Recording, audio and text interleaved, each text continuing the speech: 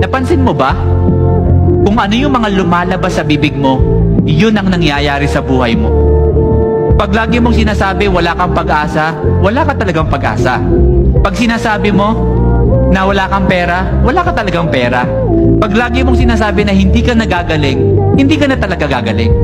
Because sabi ng Biblia, the abundance of the heart, the mouth speaks. And I want you to know, hindi yun ang design natin. Kasi minsan, nakakalimutan natin yung identity natin, di ba? Ipapaalala ko lang kung sino ka. Anak ka ng Panginoon at malaki ang plano niya sa'yo. At ang gusto niya ay ikaw ay lumaban. So I want to pray for you as I end. Sa mga tao dito na feeling mo lagi you are defeated or feeling mo na parang wala kang pag-asa sa buhay, I want you to know, nagkamali ka man minsan, that is not your identity.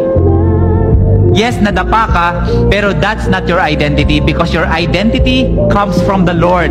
At ang gusto niya ay ikaw ay lumaban.